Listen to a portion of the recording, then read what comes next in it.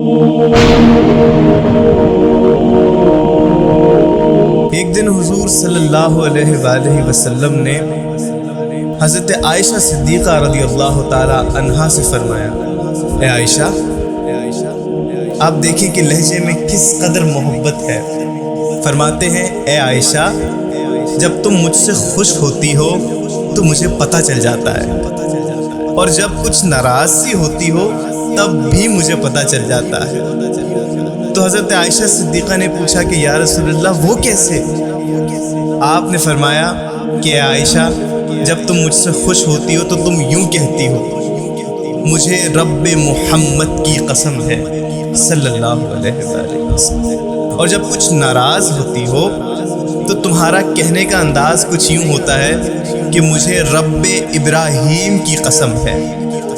حضرت عائشہ صدیقہ رضی اللہ تعالی عنہا نے عرض کیا، ہاں یا رسول اللہ، ہاں بات یہی ہے، مگر حضور میں صرف آپ کا نام ہی تو چھوڑتی ہوں نا۔ اگرچہ مجھے غصہ ہوتا ہے یا میں ناراض ہوتی ہوں تو میں صرف آپ کا نام ہی چھوڑتی ہوں، لیکن آپ کی ذات سے محبت تو میرے دل میں رچی بسی ہوئی ہے۔ سبحان اللہ، اللہ اکبر، کیا بات ہے۔ حضور صلی اللہ علیہ وآلہ وسلم کی ہر ادا، آپ کی ہر ادا تعلیم امت کے لیے ہے۔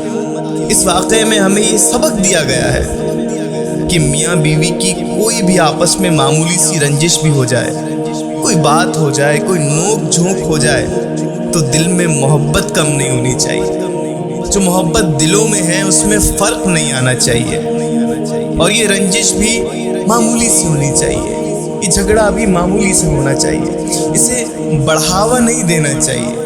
ہو جاتی ہیں 100 باتیں ہو جاتی ہیں، جب ایک گھر میں 2 فرد رہتے ہیں تو 100 باتیں ہو جاتی ہیں۔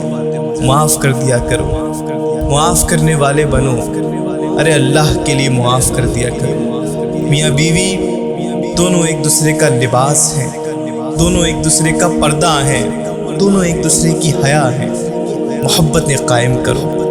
محبتوں کی اس وقت ہمارے معاشرے کو ضرورت ہے۔ جب میاں بیوی میں محبت ہوگی، ماں باپ میں محبت ہوگی تو اولاد میں محبت ہوگی، بھائی بہن میں محبت ہوگی، جب بھائی بہن میں محبت ہوگی تو بندے بندے میں محبت ہوگی، جب بندے بندے میں محبت ہوگی تو معاشرہ محبتوں کا گہوارہ بن جائے گا۔